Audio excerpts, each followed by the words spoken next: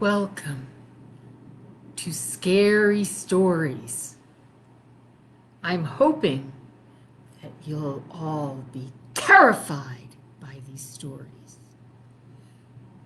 These are seasonal stories, not for young children. These stories should not be watched alone.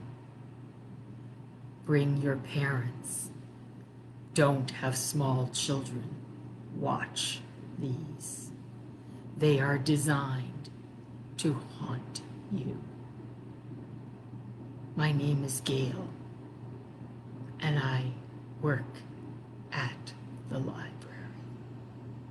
I have been a storyteller for 40 plus years. The first story is a story called Oh, One Eye. It's an old Appalachian story passed down for generations. Once upon a time, there was an old woman who lived in a cabin in the Appalachian Mountains. She had been saving her money her whole life, barely spent a penny. And now in her old age, she had a big bag of gold coins. She kept them up by the chimney in a crook covered with a brick. And every night before she went to bed, she did some things. First, she would sit in her rocking chair and go, creak, creak, creak, and rock back and forth. And while she rocked, she would card wool. She had 2 carding blocks with nails in them, and she would take the wool and go, scratch, scratch, scratch, scratch, scratch, scratch, straightening out the wool so she could weave it. After she had done that, or during the time she did that, she always got sleepy, and she would yawn and count her yawns. That's one that come. And she would go back to carding and rocking.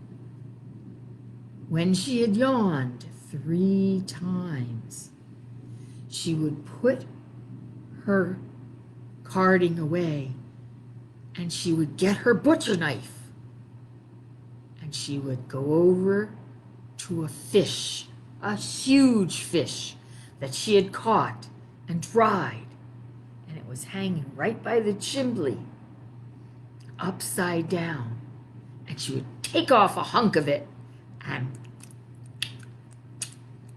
chaw it down.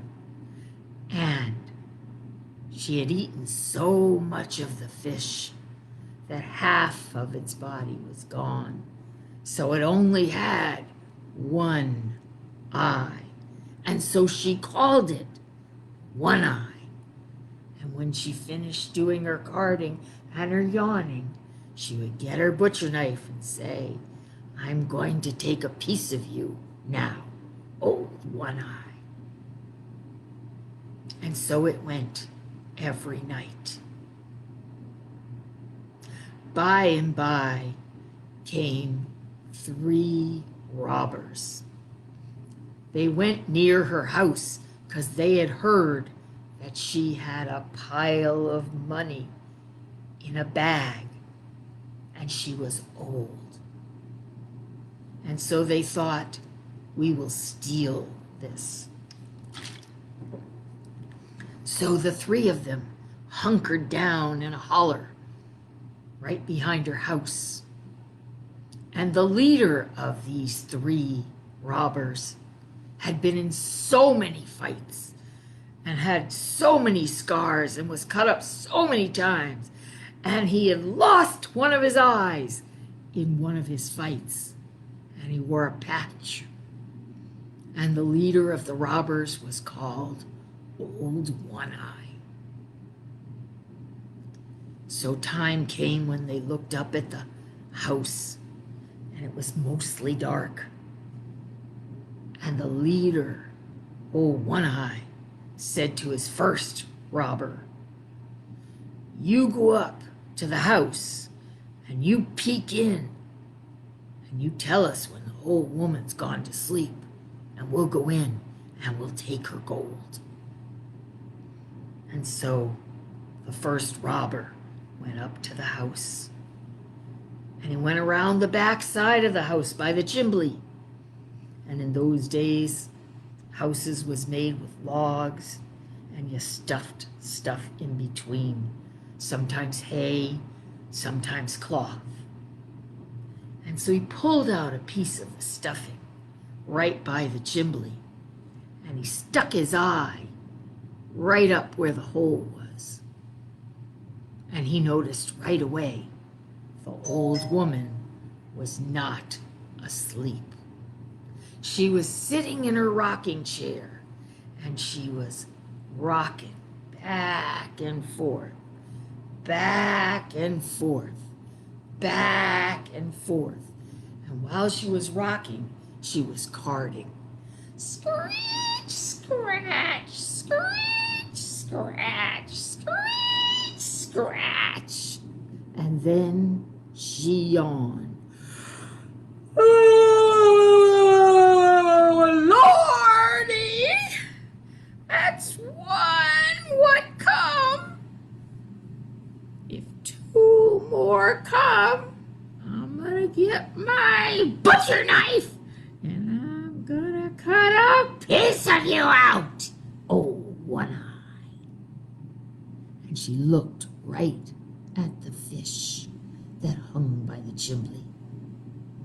Well, outside was the robber, and he was looking in the hole, and he said, "Oh! Oh!" And he ran off down the hill, and he ran to the robber chief, and he ran to the other robber, and he said, "There's a witch in there! She's a witch! She could see through the wall, and she knew we was out there! She knew that you were coming for her! I'm not going there anymore!" And he ran for his life. The robber chief looked over and said, "You're afraid of haunts and ghosts. You ain't a brave man. You go up there." And he pointed to his second robber. He said, "You go up there and tell me, come back and tell me when she is asleep." So the other robber went up the hill, and he found the exact spot that the first robber had looked in, the chink in the planks. And he watched. And there was the old woman in her chair, just a rockin' and a cardin'. Scratch, scratch, scratch, scratch, scratch, scratch. "Oh," she said. "That's two what come. If one more comes, I'm going to get my knife and I'm going to cut a chunk out of you, old One-Eye." And she looked right at her fish. Well, that robber that was looking through the chink in the wood said, "Whoa!" And he ran back down the holler, and he said to old One-Eye, "Oh, One-Eye, she could see me right through the wood. She knew we was coming. She's a witch." And old One-Eye said, "You're afraid of haunts and ghosts. You're just plain scared. I guess I gotta do the job by myself." And so he went up from the holler, And he went around to the backside of her cabin. And he found the spot. And he put his one good eye there because his other eye wasn't good anymore. It was gone. And he looked in there and he says, "Just a fool old woman. My men are afraid. I ain't afraid." And he watched as the old woman went, scratch, scratch, scratch, scratch, scratch, scratch.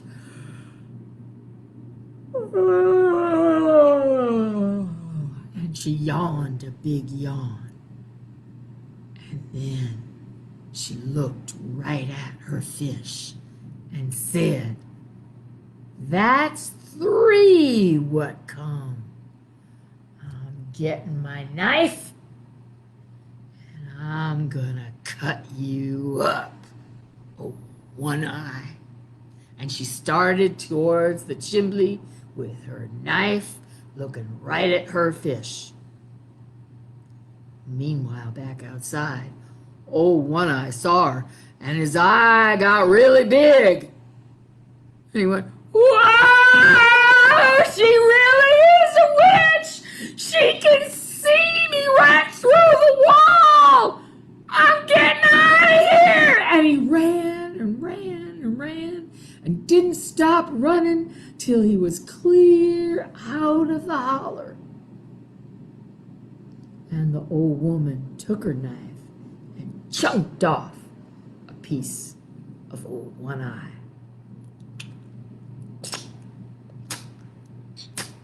And chawed it down for a midnight snack. And I'll tell you, dung! She put her knife down in the butcher block. Continued to eat that fish for lots of days. But no one ever dared to come and try to steal her gold again.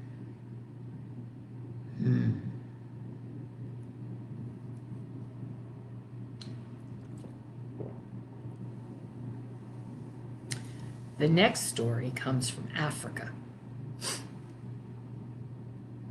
Scary, but it might make you laugh too. It's called The Talking Skull.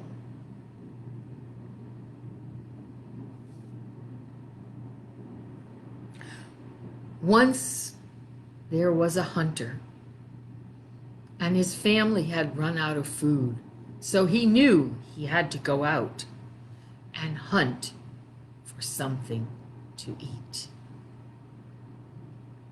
So it was over 100 degrees that day, and he was traipsing through the jungle, sweating.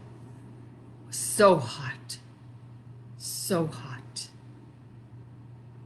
Finally, he decided he had to take a short rest, and he found a tall tree and sat down at the bottom of it, and he rested for a moment, closing his eyes. And when he opened his eyes, he saw something strange in front of him.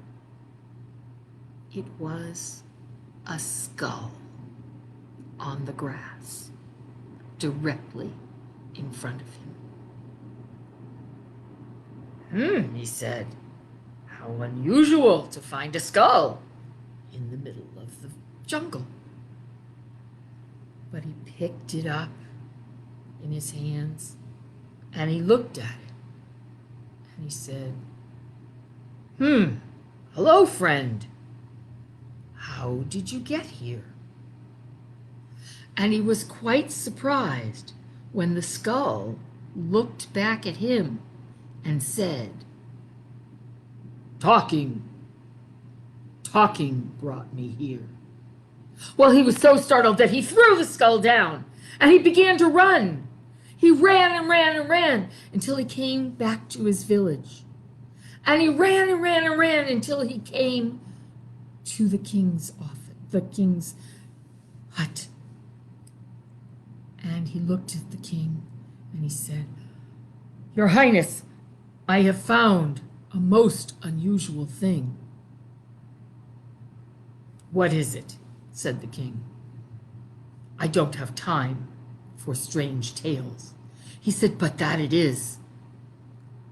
He said, "I was hunting and I sat down, and where I sat down, I found a skull in the grass.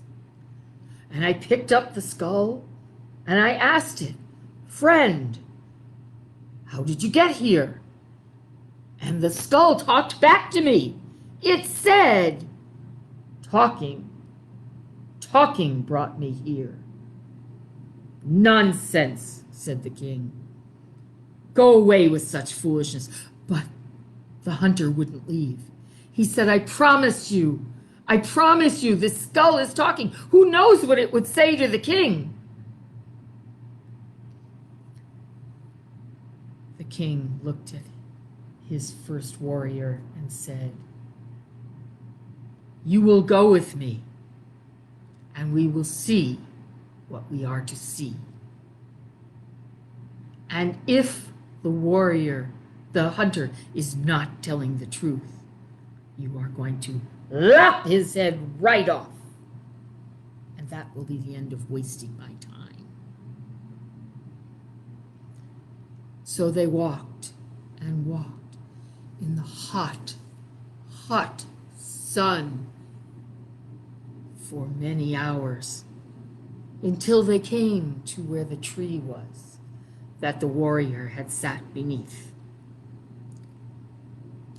He said, "Your Highness, here is the skull." And he picked up the skull in his hands and he said, "Friend, how did you get here?" And he turned it towards the king. But the skull said nothing. Friend, how did you get here?" he asked again. But the skull said nothing. And a third time, the hunter asked the skull, Friend, talk to the king. Tell him how you got here." But the skull said nothing. And the king pointed to his warrior and said, "This is what you get for wasting the king's time." And the warrior picked up his blade and cut the man's head off. And it rolled right on the ground and landed right next to the skull. And the king and the warrior walked away, shaking their heads. And when they were gone, the skull turned to the hunter and said, "Friend, how did you get here?" And the hunter's head said, Talking brought me here."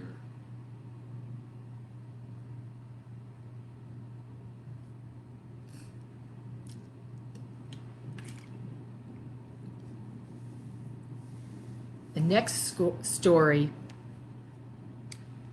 is more creepy than it is scary. But I'll tell you, I wouldn't want it to happen to me. Be careful what you say.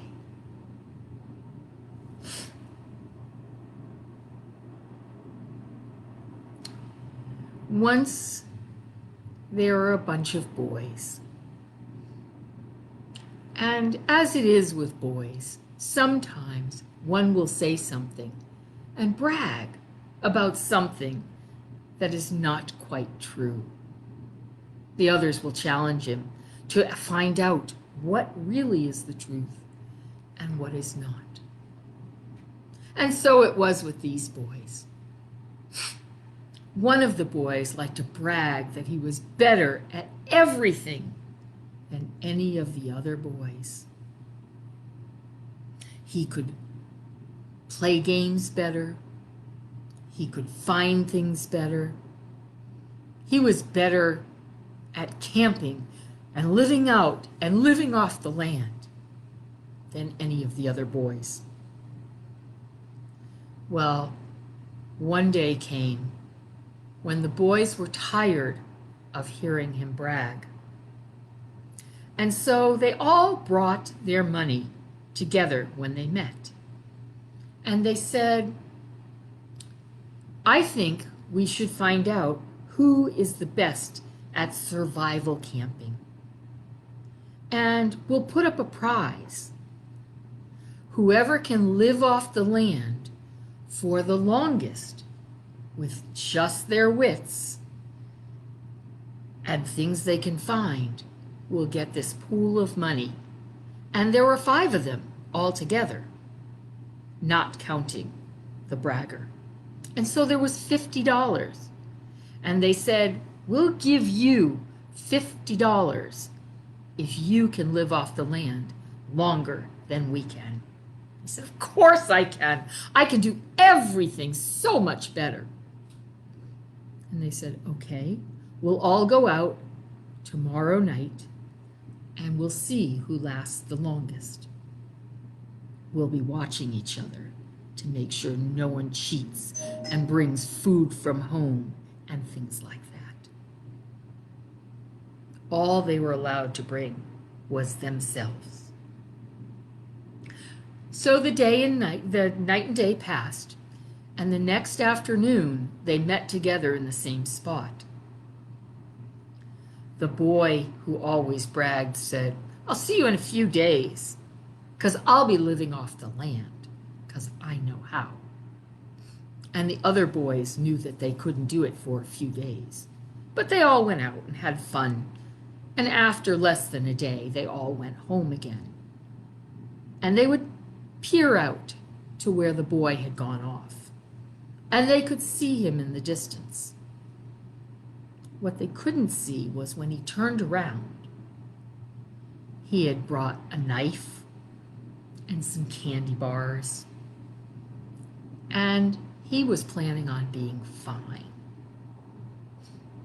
So the first night, because it was still early spring, he was a little chilly. And so he pulled some branches and leaves down and he rested under them. He was a little itchy. He ate a couple of candy bars. But he made it through the night with no big problems. The second day, his stomach was really growling because he'd only had a few candy bars. And he had a few more the second day. But a few candy bars doesn't hold you very long. And so by that night, he was really hungry. Really, really hungry. And he started looking for some food. He'd had some camping training, so he knew how to set a trap. And he set several traps for rabbits or birds. But all he trapped were some leaves and some feathers. He wasn't able to catch anything, never mind cook it and eat it. So by the end of the second night, he was ravishing hungry, and he had a hard time sleeping. By the third morning, he was so hungry he could barely think. And he thought, well, I know that if I can find some food, if I can find some eggs, I could eat them or cook them, and I'll be fine. So he rummaged around, looking for a nest. He didn't really find one. But finally, after rummaging on the ground, he found a small clutch of dirt with several small, white, rubbery eggs in it. And he tried to start a fire, but he couldn't do that either. And so he knew that you could eat raw eggs if you really needed to. And so he tried to crack the eggs, and pour the yolk in his mouth, but he found they were too tough to crack. So when he couldn't do anything else, he took the small white eggs and swallowed them whole. There were several of them. Well, by the end of the third day, he wasn't feeling too well. So he decided the other boys had gone in, and he looked around for them. But he didn't see them, so he thought he would collect his prize and go home and eat a real meal. So when he got to his house, the boys were waiting. They had seen him coming. And they said, "How'd you do?" He said, "Oh, I caught a few birds and had a few rabbits, and I made a fire, and I was fine. Now I'm going to go home and have a shower and eat a meal that my mother will cook. But I want my money first." And so they reluctantly gave him the $50 and said, "We didn't think you could do it." "Of course I can," he said. And he went inside, and as soon as he closed the door, he ran to the bathroom because he wasn't feeling very well. He got very sick. When his mother came in to see him a little while later, she said, "Can I make you some food?" And he said, Later, I'll have some food later. My stomach doesn't feel so well now." And so she came back. She put him to bed, and then she came back several hours later, and he was looking much worse. "Would you like food now?" his mother asked. "No," he said, "I still don't feel very well." And so she let him sleep. And he wasn't feeling well for so long, he slept for 2 whole days. On the 5th morning, he woke up and looked out, and it was a sunny day. And he rolled over because his stomach had become so bloated by this point. He felt so sick that he just pulled the covers up over his head. Well, his friends hadn't heard from him, so they decided to see if he was okay.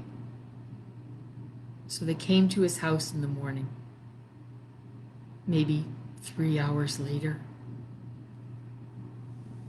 And they asked his mother, "How's he doing?" She said, "He doesn't feel so well, but you can go up and talk to him. Maybe that'll cheer him up." So the boys quietly went upstairs, opened his door, and they saw him laying on his bed. He was looking at the window. And they said, "Hey, lazy bones, what are you doing? How you doing?" And he didn't reply. So they got a little closer. And when they asked him again, he didn't reply. "Come on, get up," they said. "Let's go outside." And they rolled him over so he'd be facing them. And when they did, his ashen face and mouth rolled over, and they saw the first of several baby snakes coming out of his mouth, and he was dead. Be careful what you say you can do. The last story is so old I don't know where it came from. It's a very famous story. Don't get too scared. Once upon a time, there was a teeny tiny woman. She lived in a teeny tiny house by a teeny tiny village. One day, she woke up and she went to her teeny tiny cupboard to see if she had a teeny tiny bit of food. She opened the teeny tiny cupboard, and there even a teeny tiny speck of food in her teeny tiny cupboard for her to eat. Oh, she said, I need to have a teeny tiny bit of food. So she put on her teeny tiny bonnet, put on her teeny tiny cloak, and went out her teeny tiny door to search for some teeny tiny food. She closed the door and walked down her teeny tiny path, out her teeny tiny gate, aww, and then walked down the teeny tiny path. When she walked a teeny tiny bit of way, she came to a teeny tiny graveyard. Ooh, it was scary at the teeny tiny graveyard. But still, she was a teeny tiny bit hungry. So she went inside. She looked all around the teeny tiny graveyard until she saw a teeny tiny bone sticking out from a grave. She said, this will make a teeny tiny bit of soup for my teeny tiny supper. So she picked up the teeny tiny bone, put it in her teeny tiny apron, walked out of the teeny tiny graveyard, down the teeny tiny path, opened her teeny tiny gate, walked down her teeny tiny pathway into her teeny tiny house. When she got into her teeny tiny house, she got out a teeny tiny bowl and put the teeny tiny bone inside. She filled it with water and began to cook it.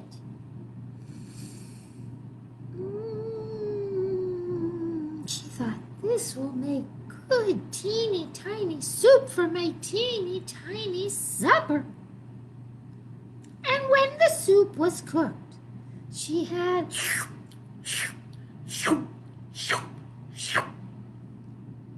eaten the whole thing all by herself. She thought, that was a teeny tiny bit good.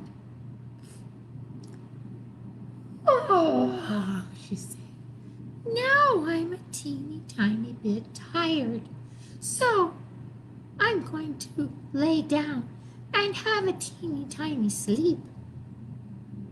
She got into her bed, pulled up the covers to her chin, and began to sleep. Shoo! Shoo! Shoo, shoo, shoo! And when she had been asleep for a teeny tiny bit of time, the teeny tiny woman heard a voice coming from her teeny tiny cupboard. And that voice said, give me my bone. Oh, that frightened the teeny tiny woman a teeny tiny bit. She was still a teeny tiny bit tired, so she pulled up the covers to her nose and went back to sleep.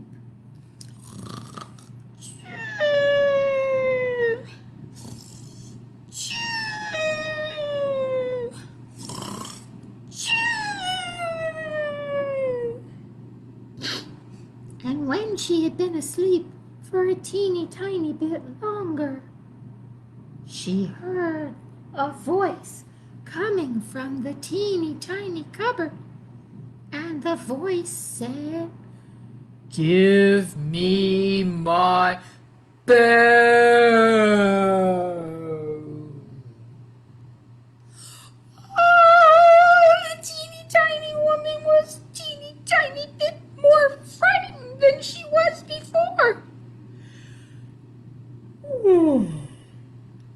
was still a teeny tiny bit tired. So she pulled the teeny tiny covers up over her head and went back to sleep. Ooh.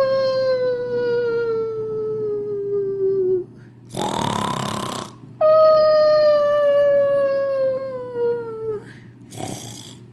Ooh.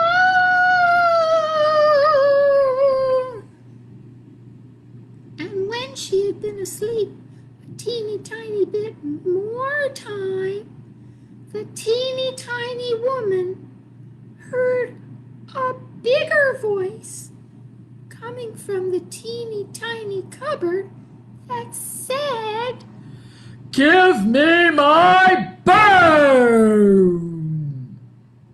well, this frightened the teeny tiny woman more than she'd ever been frightened in her teeny tiny life. But she knew she had to do a teeny tiny bit of something. So she threw down her covers, and in her biggest teeny tiny voice, she said, Take it! I've hoped you've liked these stories and will listen again.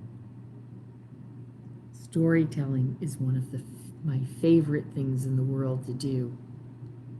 Happy holidays. Happy haunting. See you soon.